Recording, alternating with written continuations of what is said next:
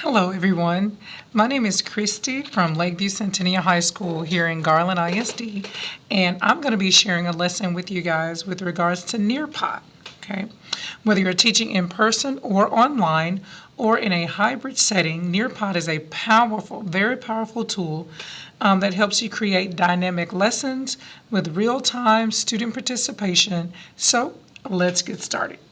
The first thing you want to do is go to nearpod.com. I already have a Nearpod account, so I'm just going to go to my login. But if you don't have a Nearpod account already, you can sign up for free. So I'm going to log in, and it's going to allow me to log in through my Google account. So I'm just going to click on sign in with Google.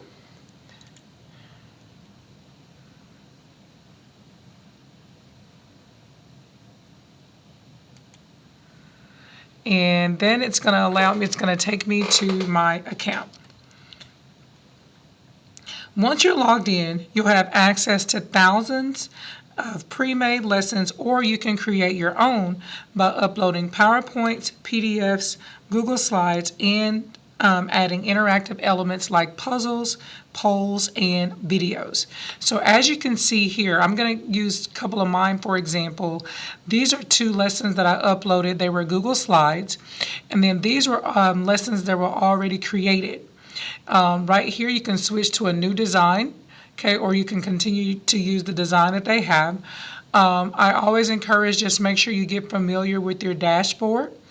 If you click on Create here, you can upload a lesson. You can explore the Nearpod library. It has many different lessons already here for you. You can use Google Slides add-on, or you can create a lesson from scratch. I chose the upload a lesson option. So if I upload a lesson, you can take it from your computer, your desktop, or your Google Drive. And when you upload it, it's going to appear here on your dashboard. Okay. Now that you have your lesson ready, let's talk about how to deliver it. You can choose from 3 different modes. Okay. You can do live participation, you can do student paced, or you can do front class mode.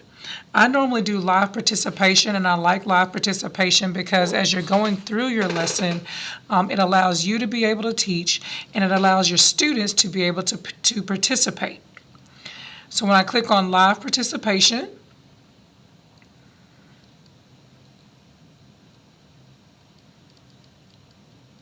it's going to give you a code for your students to be able to log in. And once your students receive that code, once they log in, okay, this is what they're going to see. Okay, as you click through each lesson. So when you're getting ready to do your lesson, there are different activities that you can include into your different Nearpod. I'm going to take you guys to my dashboard, and I'm going to show you that. I'm going to just end this session.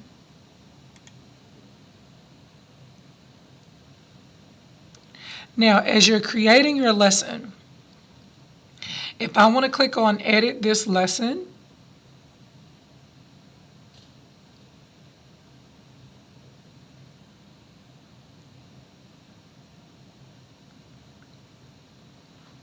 this is where you're able to do your creativity. So this first slide, of course, is my introduction slide.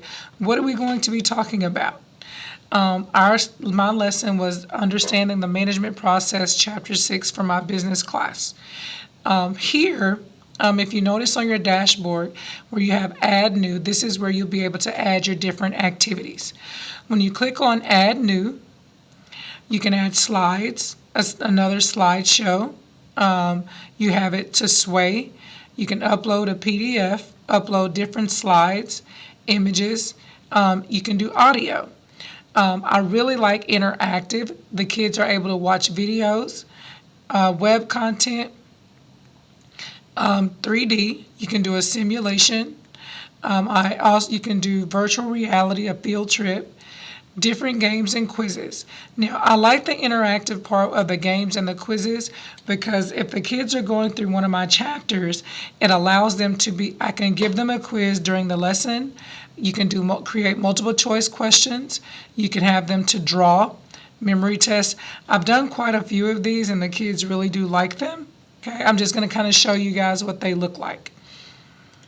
So as I go through each lesson or each slide, I have my students to take notes, but then after a few slides, then I include an activity. This first activity was time to climb, and it's just where they answer a series of multiple choice questions, and then each question was timed, and then of course at the end of each one, there's a winner. As the students participate, you're also able to get their results. I'm going to show you also different things that I added. This one was a memory pair. This one was an open-ended question. Now, you can add open-ended questions. Okay, this is an example of an open-ended question.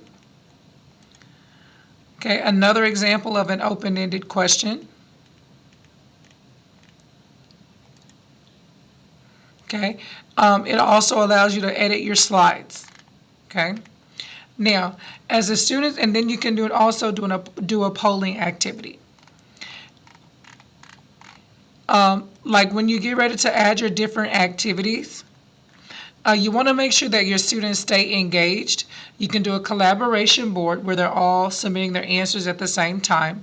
At the end, you can do a poll. You can do open-ended or essay questions. For math, you can do algebra tiles, blocks, color tiles. Okay. But it's just a very good way to keep your students engaged and keep them active while you're doing your lesson. In addition, you can set time to each activity that you do. So for example, with the time to climb, each question, they were given 15 seconds. You can also come here and add an image if you like. Also, once you do your interactive activity, you can also track your students' progress. So if I go to my lesson, if I go to reports,